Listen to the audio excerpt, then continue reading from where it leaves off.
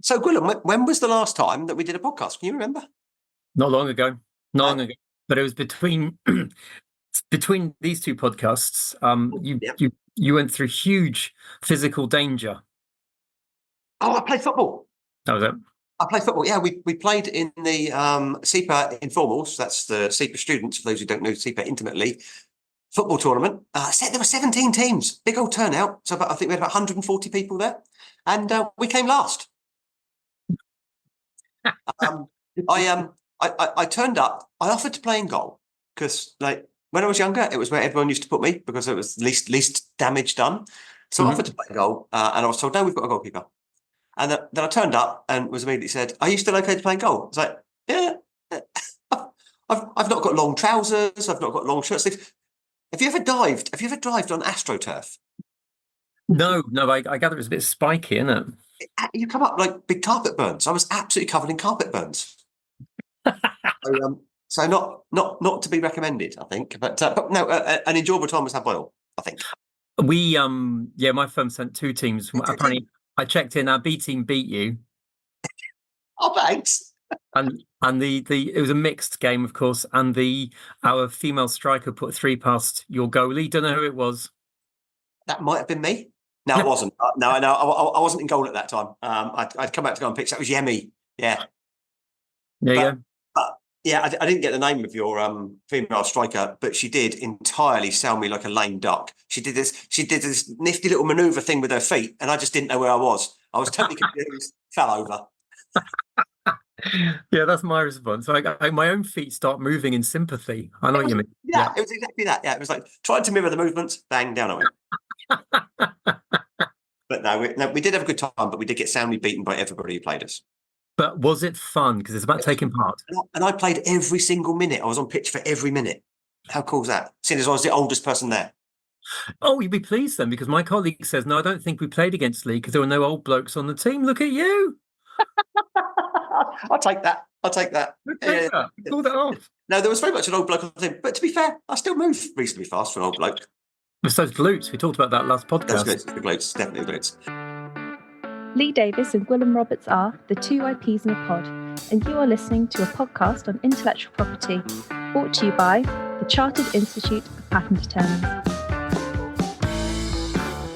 So, okay, cracking podcast today. We've got Lisa Jorgenson returning to the podcast for us because last time we recorded with Lisa and we had a bit of a sound issue and we could never ever get it broadcast quality. So this is really exciting for us.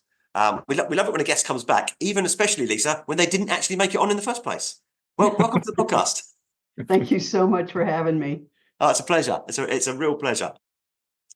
So where to start off, Gwilym? Where do we want to go first with questions for Lisa? Well, why don't we get Lisa, if you would care to introduce yourself and tell us a little about your history and background, how you got to WIPO? Yeah. Sure. I'd be pleased to. So let me just start with my work history, because I think that will sort of demonstrate how I got to WIPO. I actually started out in a whole nother career of sales for Westinghouse and electrical equipment to the nuclear power industry. Oxymoron, since I have a science background and not an electrical background, but it worked and I had a great time, and I went to law school at night. From there, I went down to, that was in Chicago. From there, I went down to Dallas, Texas, and started working for IP litigator. But after that, I went in-house to ST Microelectronics, a semiconductor company, where I spent the next 25 years. Wow. Yeah, and in fact, I'm now living in Geneva, and the story that brings those two together is the headquarters of the company I work for is right down the street from where I live, ST Micro. And after ST, I decided to see what other things I might like to do, and I went to an NGO in Washington, D.C. for about 5.5 years. That was AIPLA, the American Intellectual Property Law Association. And from there, right in the middle of COVID, I decided to leave AIPLA and come over to WIPO. So my husband and I moved over here during COVID, which was unique in and of itself, because we got off the plane and went straight into quarantine and then had to try to find a place to live. So that was a unique experience in and of itself.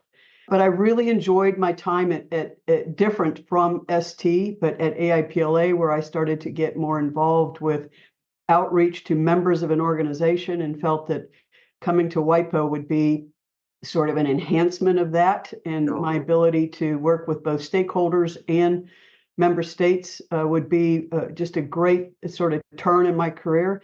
And it's turned out to be just that. I have loved every minute of being at WIPO. I'm in charge of one of the 8 sectors at the patent and technology sector, which is the sector that brings in the most revenue. About 76% of WIPO's income comes in through the PCT. So that's the background and how I got to WIPO. Can I just dwell momentarily on the AIPLA 5.5 years, because I've so we met Vincent Garlock back at Inter. Gwilym and I did some podcasts there, so I had the chance to speak to Vincent about his experience of AIPLA, and it was so nice to speak to someone else who's running a largely voluntary membership association. How did you find your time working with a bunch of volunteers? Actually, it was amazing because as a volunteer, they all wanted to really try to do the most that they could for AIPLA, for the various programs, the committees, running the committees, trying to have an influence and an impact in the various IP areas. And it's just, either that or the volunteers would also find ways to network to also help to enhance their own careers. Yeah. I think that really helped out a lot too for people being, any of these NGO type organizations. Of course, I still believe AIPLA is one of the best. And, it really does give people an opportunity to meet, to network, to benchmark, and also to have a real influence and impact in the IP areas that they're most interested in. Absolutely. We enjoy our relationship with AIPLA. Our American colleagues were over just a few weeks back, and it's just such an amazing few days. Obviously, we've got lots of shared interests, particularly around substantive patent law harmonisation and grace period and all of those kinds of conversations that are really live at the moment that maybe we might perhaps touch on in the podcast. And I think we're both learning from one another. I think we learned that at Inter, didn't we, Gwilym, that there's lots we can take from each other. I think we're probably both the premier IP professional bodies in the world. That's how I would couch it. That's nicely put, Lee. I think, if I may, about the kind of the history as well, is that it's pretty unique that you've worked in private practice, in-house, non-governmental, then governmental. I mean, I don't think there are many other things you can do in our world, are there? I don't know if that's positive or negative, Gwilym, but yes, that's true.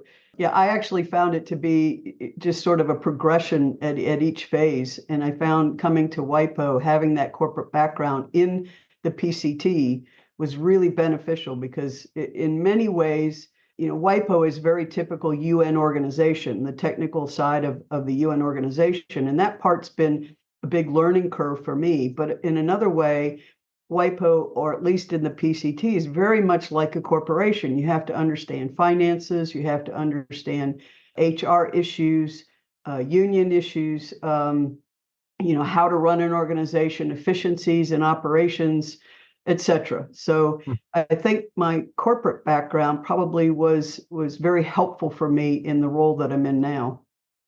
That's interesting. And also, I guess, looking out, you kind of work, your constituents at WIPO are people who have patents, people who are affected by patents, and people who help them get patents. And again, I guess you've got a little insight into what they're all thinking. So presumably you know your customer base very well as well. Yeah, I think that's really true. I think from the standpoint of whether you're an individual inventor or an SME or a large or small corporation, I think I do have that background to say in a couple or a variety of different areas. For example, in why would you need a patent in the first place? What's it going to how are you going to benefit from that? To patent strategies, to IP financing, IP licensing, and how does the PCT then fit into all of that? So I think that's true. Yeah. Maybe moving on a little bit to the PCT side of things, or the WIPO side of things. Sorry. certainly in my world of patent attorney, patent practitioner, you hear WIPO, you basically think, certainly as a patent attorney, you think PCT. But you've already mentioned that you're one of 8 sections, and PCT and tech. I think was what you said is the bit that patents and tech is a bit that you touch on. What are the other areas, very quickly, in broad brush? Sure. So there's really 8 sectors, and you can just sort of view them as business units. So Darren Tang, our Director General, is at the like the CEO of the corporation. He's our Director General, and under him are 4 Deputy Director Generals and 4 Assistant Director Generals. So we have in those 8 sectors, we have the 2 registries, the PCT and then the brands and design, which covers the Madrid and Hague, so trademarks and designs.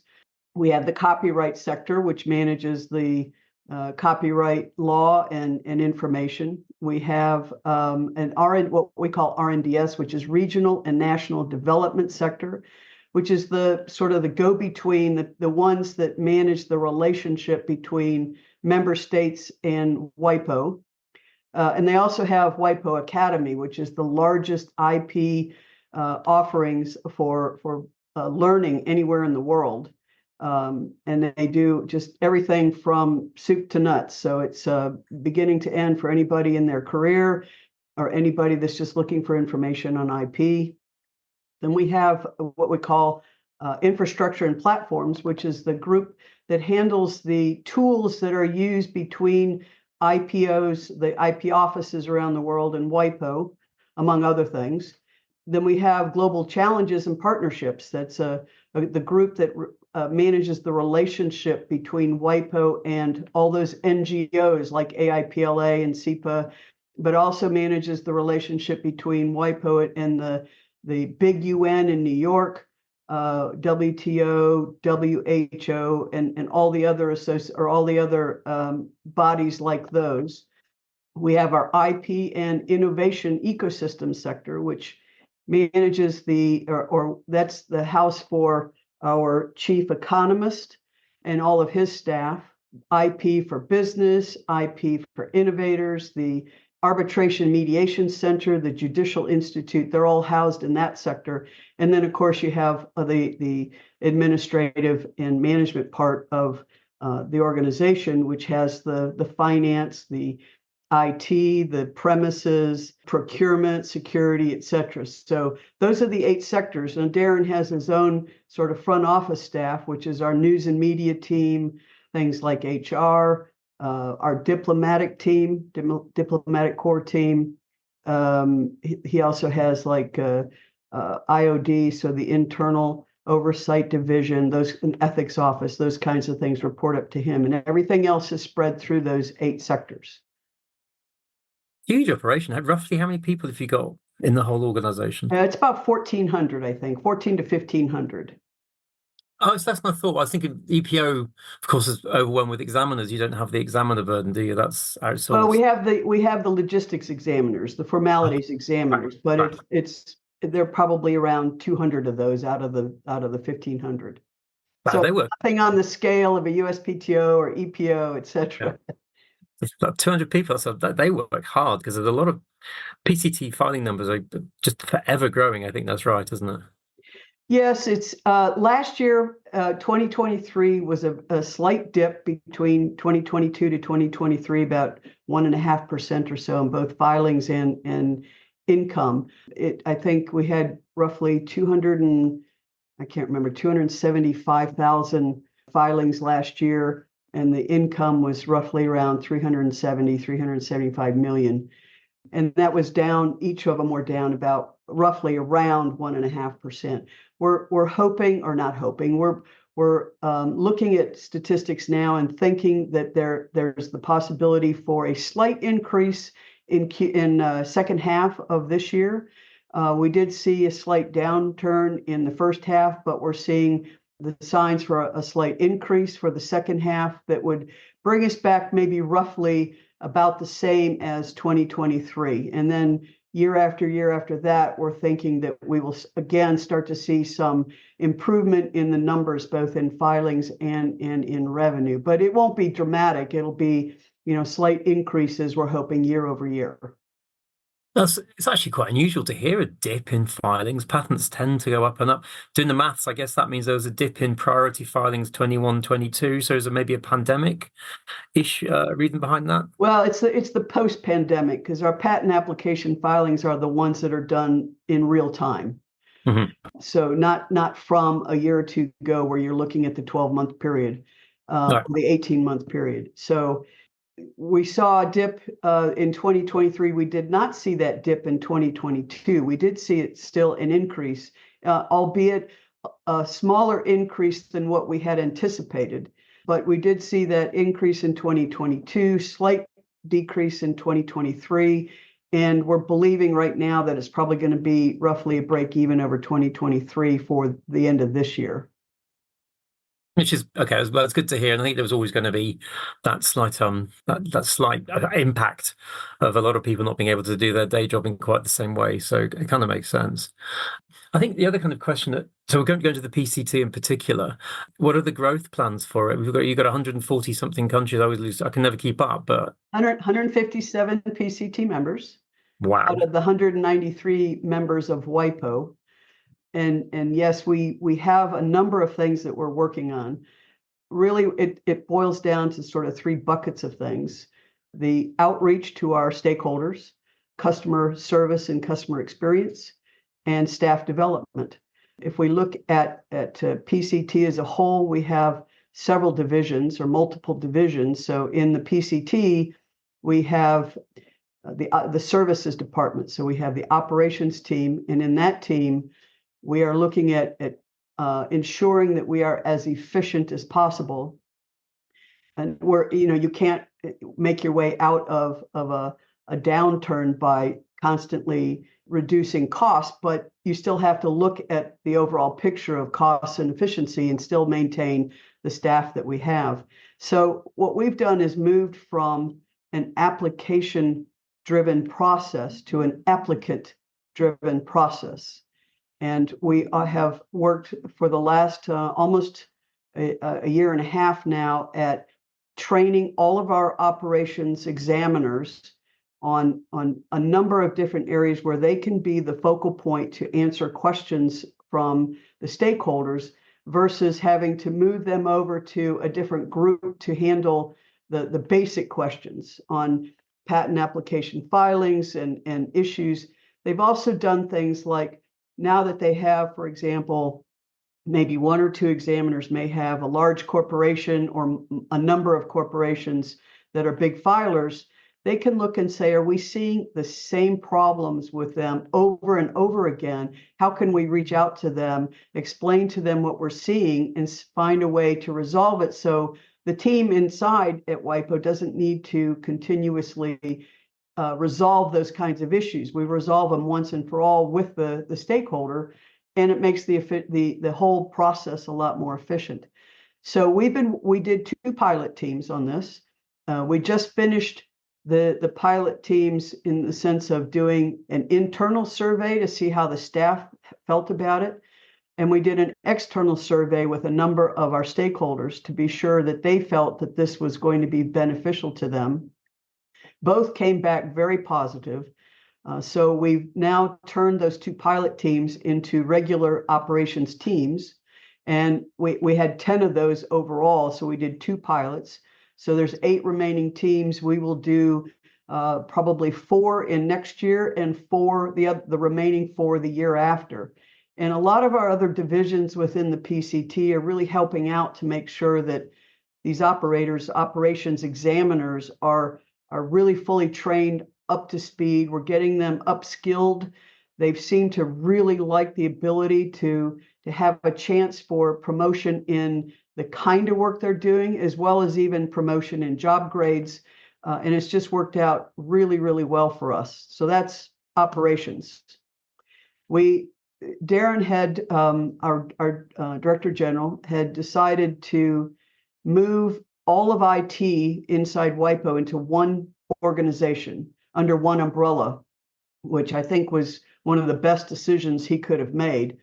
But it did raise some issues. So we had our own PCT IT team, and they were dedicated to the PCT. So of course, people are saying, but if they go over to a different organization, are we still going to get the same support that we have always enjoyed? And the answer is it's proven to be yes, we are getting the same support. What we actually did was we split up into two pieces. We sent all of the real developers type IT into the big IT group, and we sent the business development team from IT back into PCT, which is the group that reaches out to the stakeholders to say, what is it that you need from us? How do we work better together? And stakeholders in this case could be primarily IPOs, the IP offices, or in some cases could be NGOs or could be stakeholders. But a lot of the work is with the IP offices to make sure that we are meeting the needs of our clients, basically. So I think that actually worked out really well to split these up into sort of two pieces. Part of it stayed with PCT, part of it went with IT. And I can keep going. If you don't have any questions at the moment, I'll keep going through the divisions, but let me stop there for a moment and see if you have any questions. I'd question the comments actually, or vice versa. Getting the stakeholders early makes a lot of sense. Engaging with them, as you say, as an applicant rather than as think of it as an application makes tons of sense, especially as I guess you guys are first. You're at the very start of the pipeline of the patent process, so you want to be catching errors and helping people out and getting best practices as early as possible. And I mean, the PCT, having studied it a few years ago now, I do remember it was legendarily tricky. Some of those Yes. of it, trying to work out which receiving office to use and making up the app, Right. making yourself an inventor or whatever the kind of weird tricks that people used to have to make sure that you could do it. I always found it quite perplexing. So help is really useful to people. So thank you on behalf of just about anybody who's dealt with the PCT system. Simple prospect, trying to bring 157 points of view together, always going to be a bit tricky. I can see that. And also, I think, Lee, we've seen this as well at CIPA. I think upskilling and moving from the idea of an administrator to the idea effectively of a paralegal or an IP support function is something that just seems to be popular wherever you see it, isn't it? I think that absolutely, Gwilym. I mean, in part, it's a response, isn't it, to the way the world just moves so quickly, and you need a kind of broad base of skills across as many as you can within your teams. So I think we're only going to see more and more of this sort of development. And also, of course, we're going to get AI, aren't we? We're going to get AI that's going to significantly change what the professional world looks like. So I think you are going to see this sort of professional transformation. But it's good because, at least as you say, it brings enthusiasm, it brings passion, it makes people excited about the future, and you need to know where you're going next, I think. So that sounds really important.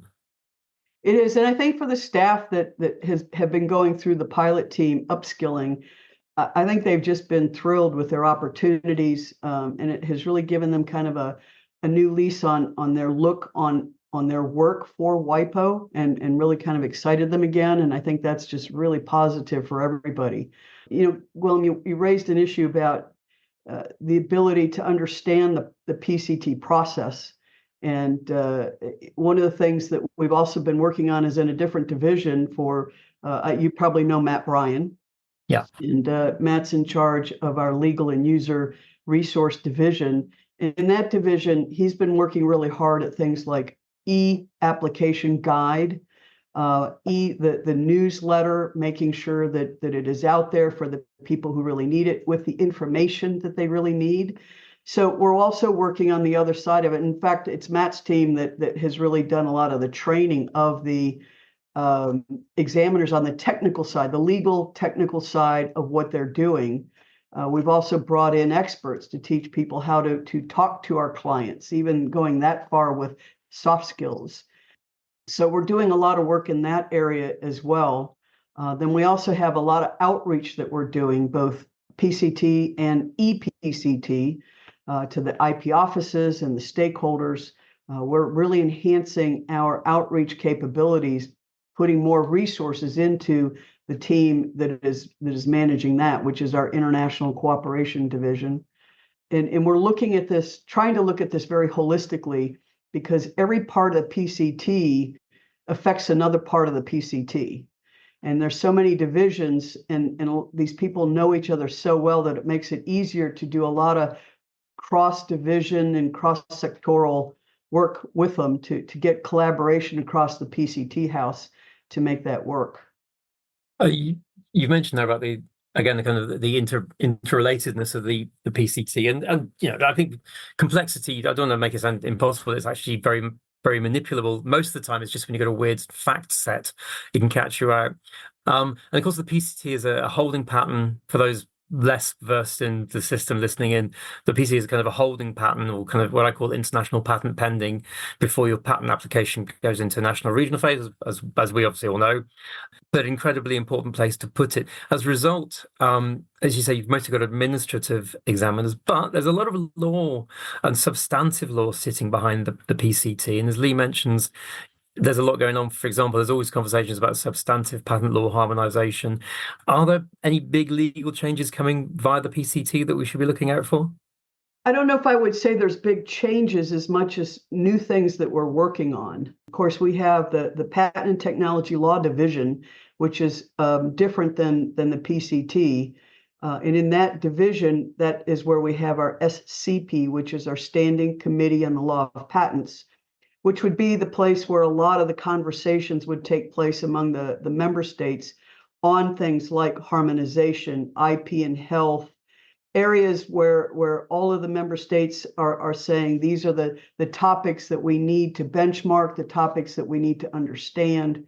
And in the Patent and Technology Law Department, this is where those conversations would take place. So we just recently came out with our Guide to Trade Secrets and Innovation. I think that was about 2 weeks ago. And that seems to be really valuable. It goes again from soup to nuts, right? It goes from the very beginning of what is a trade secret to how do you use trade secrets in collaboration with patents for your innovation. We also came out not too long before that with our WIPO, our first WIPO strategic plan for standard essential patents. This is where WIPO can play a pretty significant role on being the convener of the conversation. We're not there to tell member states what they should do, but we're there to say, here is what's happening in the world. Here are the procedures and policies around SEPs, everything from what EU did to what the US is doing, to what China's doing, to venues and FRAND, the free or fair, no, it's FRAND, fair and reasonable, non-discriminatory licensing policies, and everything in between. So we're looking at a lot of those kinds of issues through that side of the Patent and Technology Law Department. On the other side of that same division are the treaty, not the treaty work that's done in the same section, but in the other side is the legislative work. And we do offer advice to our member states on their national IP policies, the patent policies, whether it's in the IP office as a regulation or administrative rules, especially for least developed countries and developing countries where they may not really have a solid plan or a solid set of policies to work from. So we help them that get those in place as well. And of course, we have the treaty work, the Patent Law Treaty and the Budapest Treaty, where we work on, making sure that somebody who wants to accede to it, we give them pre-accession support during their time to accede, and then post-accession support to say, now that you've signed it, what do you do next? Because a lot of them won't really know what to do next. And so we help them make sure that they can implement something that they just signed up to. I think that help and support angle of WIPO, again, we often just think, PCT, that's a good way of keeping your patent pending. There's so much more going on. And you talked also about least developed countries. I was checking out I think it might be your mission statement. You serve the world's innovators and creators, ensuring that their ideas travel safely to the market and improve lives everywhere. Is that a recent mission statement, or has that been there for a while? It's a 2022 through 2026 mission statement. So it's not recent. But we're constantly referring to it to make sure that we are constantly adhering to it. And I think that we are, now that we're a couple of years into it, or a year and a half, 2 years into it, we all do feel like we are able to follow that quite well. But there's so much behind that statement of everything that we do, right? I mean, just as an example, in our IP and innovation ecosystem group, as well as a couple other sectors, they're working on how do you support women entrepreneurs or individuals? How do you support the youth? How do you support SMEs, helping them understand why they even need to consider intellectual property? So it's taking it to the ground, taking IP to the ground for people to understand how IP can help them individually and economically. If you help a woman in a developing country or least developed country understand why trademarks are so important to them, we don't talk about patents and trademarks and designs. We talk about innovation and creativity. And then how do you step them through that process from they come up with an idea, but then what? How do you decide can you get financing? How do you manufacture? How do you take it to market? How do you protect it with IP like trademarks? But that comes later when we're talking about the very first instance is to say, do you have a business plan? Let us help walk you through every step of the way to commercialization and enforcement. And so it's a whole process, and almost all of us around the house are involved in that entire process from beginning to end in some way. WIPO Academy, for example, is there to say, we'll let's say put together a group, a particular group where they've had to apply. So out of, I don't know, 50 or 70 women, we might take 20 and say, let's walk you through this over time. We don't just come in and say for 2 or 3 days, we teach you what this is all about. We come in and we work with them, and then we stay with them for 12 months. And then we say, okay, now we're ready to see what you can do after this time and figure out how to continue the work that you've started. And we come back and we revisit with them at some later point in time, but we mentor them for a significant period of time. What we're looking for are programs like that are repeatable and sustainable. So if it works in Jordan, does it work in South America? If it works in South America, does it work in Africa?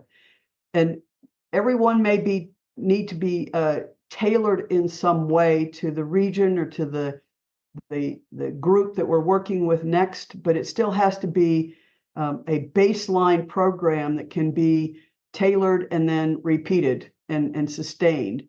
Those are the kinds of things that we're looking at doing. So, Lisa, can I just pick up, just to give Gwilym a wee break for a moment, because he's been bombarding you with questions, and it's quite nice for me to talk occasionally, Gwilym. So I'm really interested in the EDI angle, and at CIPA we've been doing a lot of work around the profession. So how the profession looks in terms of its diversity, how it represents inventors, how it's representative of the inventor community. And I know that you've been doing a huge amount of work around women in inventorship, and we touched on some of that there. What can organisations like CIPA, AOPLA, so we represent professionals, but there must be things that we could usefully do to open up the inventor community to more diverse and varied people? It's a really great question, Lee. I mean, there's two aspects to the diversity issues. One is, if you're looking in-house, like WIPO, looking at the diversity of women and minorities working in WIPO in the field of IP, versus externally looking from WIPO outside to say, how do we help women or youth or the underserved understand what it means for IP to help them individually in their own world? How can they benefit economically? You help one woman and she helps her community. If she helps her community, she helps her region. If she helps her region, maybe she can take her product to the market on a worldwide scale. So there's really two aspects to it, internal and external. What I think you guys are really good at, in AIPLA and so many of these other NGOs, is helping women in IP understand their career paths or their development in IP. What I think you're asking is, how can you guys help with the IP out to the women who want to use IP? Exactly that. And there are many different kinds of ways. I mean, you can collaborate with a WIPO. We're always looking for partners to collaborate with. Just on a big scale example of this is we're collaborating. I'm the champion for IP and gender at WIPO, so some of this runs through my team. It's a small team, but we coordinate around the WIPO house with some of these things. But we're working with She Trades at the ITC. She Trades has access, I believe, to around 40,000 women in trade, but they didn't originally have an IP module inside all of the training that they do.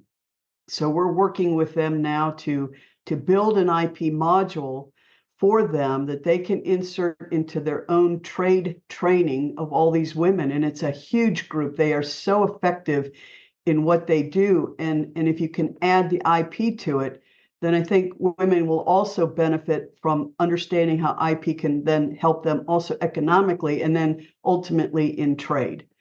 But there are a lot of things that organizations like SEPA can do in collaborating with other organizations that are working in this area, like WIPO.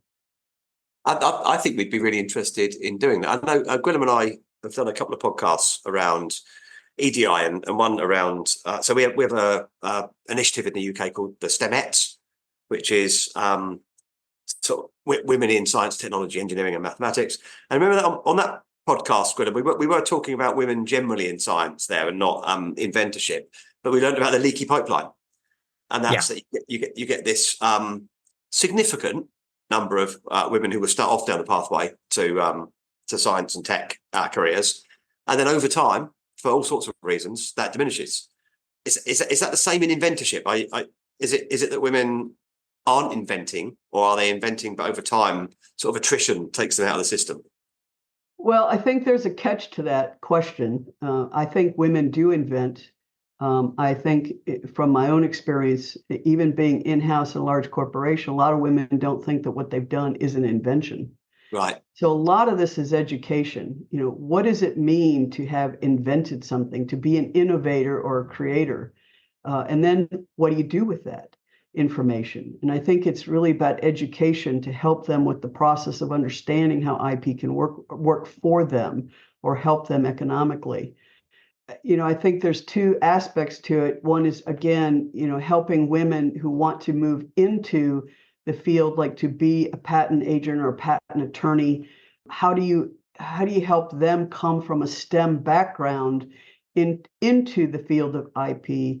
And again, versus those that are in STEM areas, become the inventors, the innovators, et cetera. And I think they're there. I think what we're finding, though, is a lot of them don't really know about how IP can support them. I think we estimated about 17.7% or so of women inventors are on PCT applications.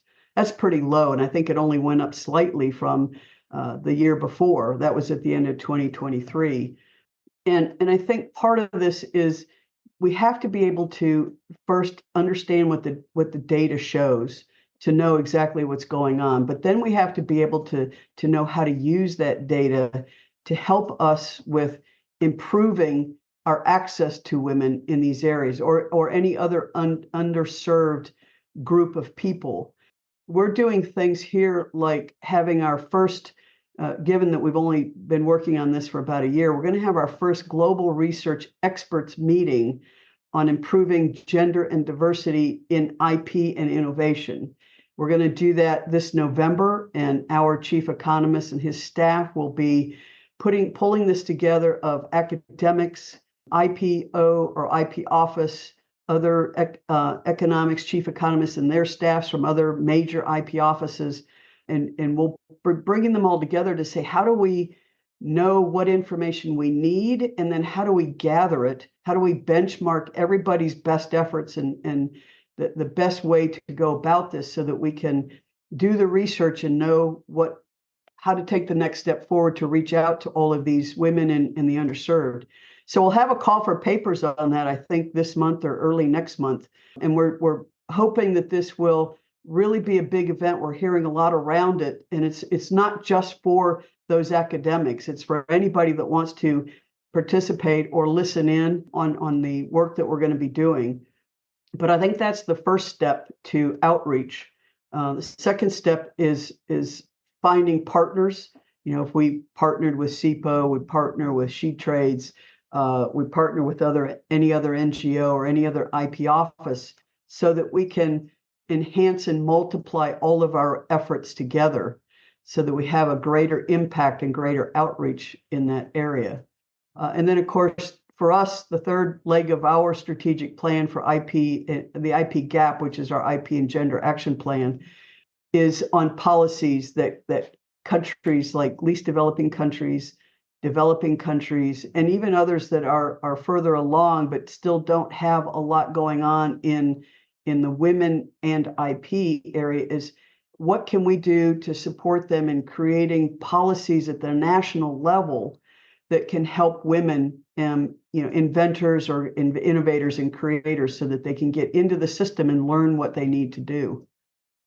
So I know Gwilym's aching to come in with another question, but just a sort of an observation before I close, and that's we've been working quite closely over the last few years with Global WIN, so the Global Women Inventors Network, headed up by the amazing Bola Olabisi. And I don't know if WIPO's connected there, but I think that would be a really kind of useful connection for you, because Bola's doing some amazing stuff around showcasing women inventors. We'd be more than happy to have that discussion with you, because we're always looking for ways to do more and better outreach and have a greater impact. Let's follow that one up outside the podcast. Gwilym, over to you, mate. Yeah, it's just one last question around kind of the LDC element that you mentioned a couple of times, and more broadly about the enormous geographical challenge that I'm going to focus on geography, not politics. Don't worry. The enormous geographical challenge that you guys face, in the sense that you've got this, again, this mission statement about, serving the world's innovators and creators, but innovators and creators of any gender and or ethnicity in an LDC face a whole different set of challenges to an innovator and a creator. Something like the UK, with a well-funded innovation system, sophisticated IP network, and everything else. That must be a huge challenge to adjust your message quite massively between a country where you're still kind of building that infrastructure versus one where the questions are difficult ones, but a lot easier, like how to make sure all the women who invent get their IP into the system. You've got much bigger problems in some other places. Well, I think the problems are more accentuated. You see them, you think they're bigger problems, but the bottom line is still the same, is to, maybe start with the basic premise: how do we get to the ground? How do we get the message to the people on the ground? And this is where what I said earlier is, we need to stop saying you need a patent and you need a trademark and you need a design, and saying, what have you invented? What have you innovated or created? And let's start with that. And let's start with a business plan. So we go in through our regional national development sector, where we have a director and a desk officer for every country that's a member of WIPO, as well as others that are not, if they're interested in potentially becoming a member of WIPO, and saying, where are you at in everything you're doing? What are your national policies? Let us help you build a national IP policy. Let us, for the women in IP, we've actually collected now on our website 200 national policies of various degrees from all around the world, so that people can see what other countries are looking at doing and what they are actually doing, and maybe reach out and say which ones have been effective, which ones have not. So it is a bigger problem to say it's harder to get into the least developed countries, to say, how best can we help you? But we will tailor make any support that we can provide to you to the benefit of what you're trying to accomplish, whether it's a patent law policy, a patent law act, something on trademarks, something on designs, or it's just an overall very high level at the foreign minister level, national IP policy that says, here's what we want to do for intellectual property, for technology, for data privacy, for enforcement, whatever it may be. we can help them at any scale along the way. Yeah, and you're right to correct me on trying to grade problems by size. I think a different set of challenges is a much better way of putting it. So thank you. Lee, over to you. Cheers, Gwilym. So, Lisa, we're creeping towards the end of the podcast. We've just a few minutes left, and we don't want to take up more of your time than you're able to spare for us. But are you sat there thinking, oh, I wish they'd asked that question? Is there anything you want to add? No, I don't think there's anything substantive that I really want to share, but I would like to just to just tell the audience, I guess, that we just finished our General Assembly at the end or the beginning of last week, and it was our most successful General Assembly ever from a bunch of different directions. One is it was the most attended. We had 1,400 attendees, with almost 900 of them in person. We had the largest number of ministers ever in attendance, 21, mostly from least developing countries and some from the developing countries. We had the most beautiful exhibitions from a number of member states. We had so many more bilateral meetings between WIPO staff and the member state. I think Darren by himself did over 70 bilateral meetings in the slightly over a week's time. There were so many substantive side conversations going on that having come, a month and a half or so after the diplomatic conference on traditional knowledge and genetic resources, where we finished the treaty in a very multilateral process, which is what we really had hoped for, really worked out well. And I think that same attitude came into the General Assembly in a very positive way. And so we feel like we just had one of the best General Assemblies that we've ever had. So now we'll see what happens when we move to the Design Law Treaty Diplomatic Conference. That's 2 in a year, when we haven't had one for however many years now. It's enormous amount of work and effort on the part of WIPO and the diplomatic staff, et cetera. But this will be the Design Law Treaty Diplomatic Conference will be in Riyadh, Saudi Arabia in November. And we really want to see the consensus building, the multilateral discussions and ways of working. So we have a lot of hopes for the DLT DipCon, and it's coming off of a successful previous DipCon, a great General Assembly. So we're looking forward to having a lot of success at the DLT as well. And I think we're seeing it on social media, aren't we? I'm conscious that WIPO's really got its social media acts together, LinkedIn, Twitter. You're very good at telling us what you're very good at, which I think is fantastic. Thank you so much for spending some time with us. We're not quite finished yet. So Gwilym and I like to end the podcast on a slightly tangential question. And I've got one, Gwilym. I've got one. I'll ask Gwilym, and then we'll come over to you, and then Gwilym will surprise me by asking me back. Lisa, it's just a little thing that we do. So Gwilym, this is probably the podcast where we've had the most initialisms and acronyms on it. We've had lots and lots and lots of letters, or alphabeti spaghetti, or however you want to frame it. Do you have a favourite initialism or acronym? Doesn't have to be from the word of IP. I'm just wondering if you've got a favourite acronym. I've got a couple that come up because they are. I've just remembered one I probably can't share, actually. Back in my brains, I had one yesterday, not appropriate for a podcast, but I've got a couple that I love because they're beautiful words that are absolutely part of language but are acronyms, and you probably know them. But one is laser, which of course is light amplification with the stimulated emission of radiation. It's always made me happy because that's exactly what it is.